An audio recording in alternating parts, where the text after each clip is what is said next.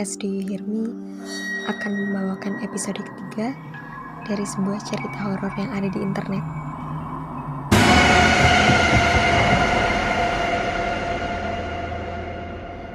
Biasanya, saat aku pulang dari kampus, aku selalu pulang larut malam. Bukan ada mata kuliah tambahan, melainkan nongkrong-nongkrong gak jelas untuk refreshing dengan teman-teman.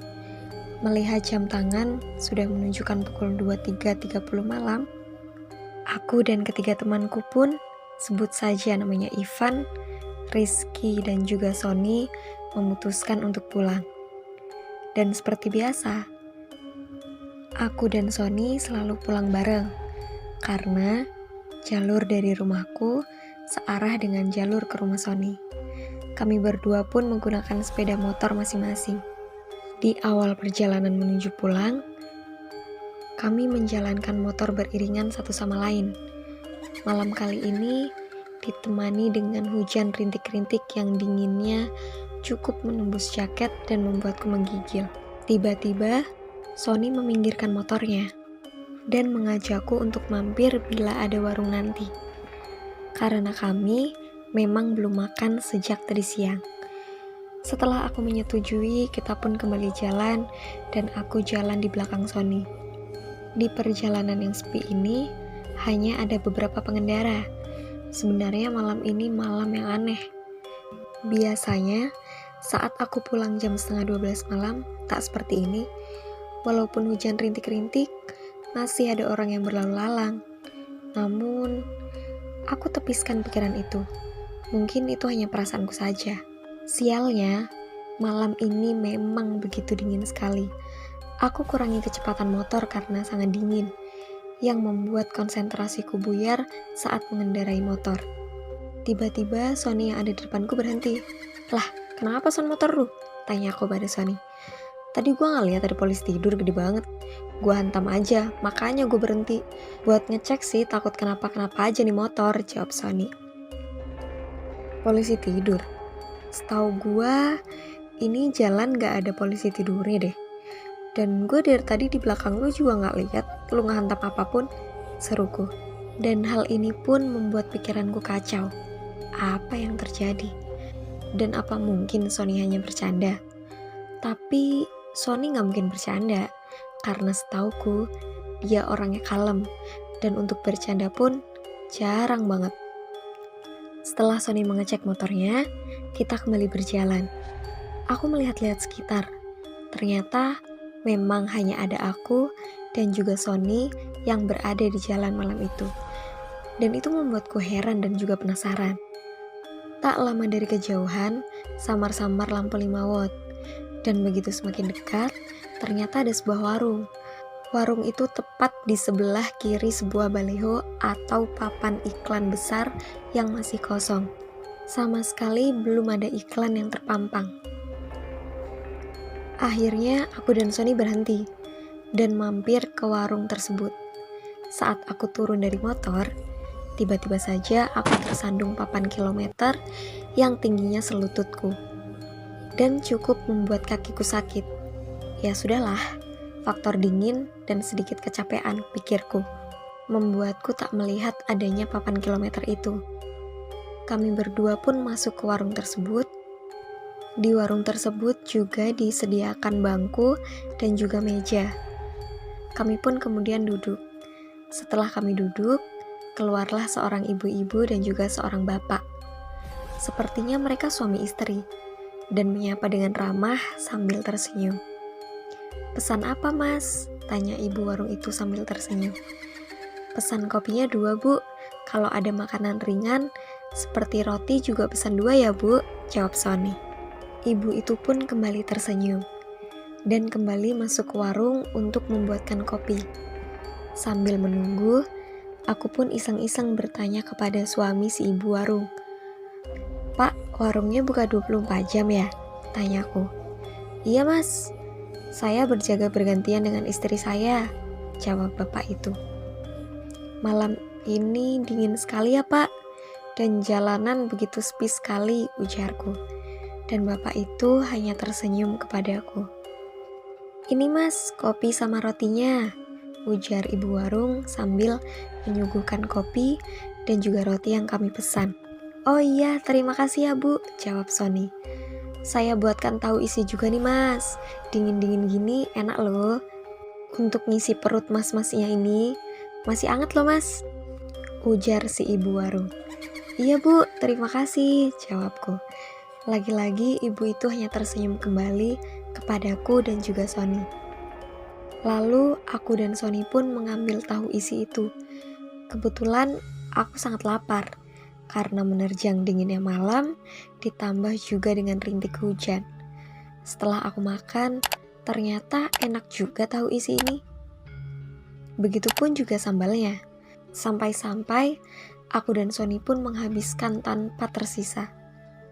Ya, seperti biasa. Sehabis makan, aku bakar sebatang rokok sambil menyeruput kopi hitam banget. Beberapa saat kemudian, "Semua tadi berapa ya bu? Kopinya 2, sama rotinya 2. Sama tahu isinya juga yang tadi kita berdua habisin," hehe, ujar Sony sambil tersenyum. "Semuanya 20.000 mas," jawab ibu warung sambil tersenyum.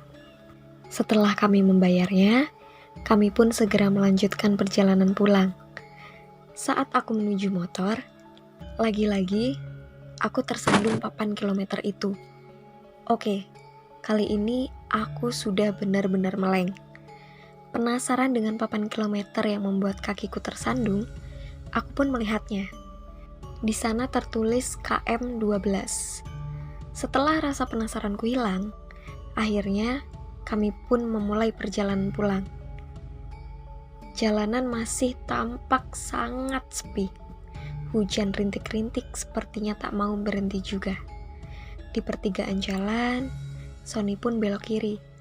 Karena kali ini aku sudah tidak sejalur lagi dengannya. Dan rumahku pun masih agak jauh sedikit.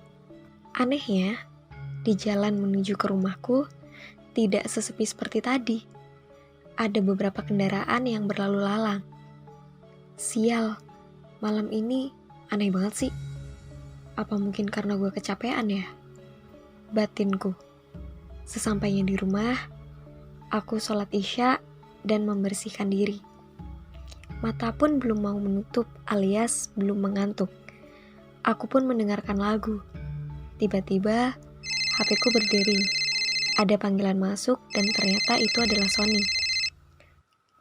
"Tadi lo ngerasa aneh gak sih selama perjalanan pulang, Dit?" tanya Sony melalui telepon. Iya sih," jawabku. "Kirain gua doang, Dit. Soalnya tadi waktu gua ngecek motor gua di rumah, ternyata gak ada yang rusak. Padahal tadi gua hantam polisi tidur gede banget cuy," ujar Sony. "Ya syukur deh Son, sorry banget nih. Gue capek banget. Gue tutup dulu ya. Lanjut besok di kampus aja ngomonginnya," jawabku. "Oh, oke Dit," ujar Sony. Karena perjalanan tadi membuatku stres, gak seperti biasanya, akhirnya aku memutuskan untuk tidur dan menutup telepon dari Sony. Akhirnya aku pun tertidur.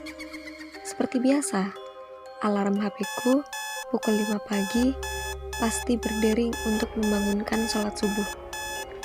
Mataku masih terasa berat untuk melek. Namun, betapa kagetnya aku karena terlihat samar-samar, aku melihat bapak dan juga ibu warung itu. Dan sekarang tengah berdiri di sudut kamarku. Dengan muka pucat dan tanpa ekspresi. Sepertinya aku antara sadar dan tidak sadar. Atau hanya halusinasiku saja. Sial, apalagi nih? Aku pun tertidur kembali dan melewatkan sholat subuh. Pagi pun menjelang, jam menunjukkan pukul 7 pagi. Aku pun bergegas untuk berangkat ke kampus. Aku berencana berangkat melewati jalan semalam dan melihat apa benar ada warung di situ. Teringat ada papan iklan besar dan papan kilometer 12 di sana. Akhirnya, aku sampai di jalan yang kemarin kulewati. Ternyata jalan ini tidak sesepi malam hari. Dari kejauhan, terlihat papan iklan besar itu. Setelah coba kudekati, di sana juga terdapat papan kilometer bertuliskan KM 12 yang membuatku tersandung semalam. Ya, tidak salah lagi.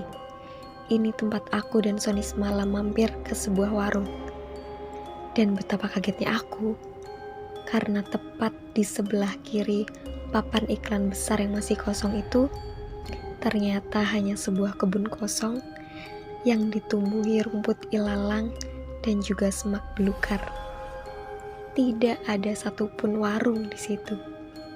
Namun, di dalam kebun, terlihat dari kejauhan ada sebuah rumah kosong yang nampak tua. Rumah itu atapnya sudah runtuh sebagian.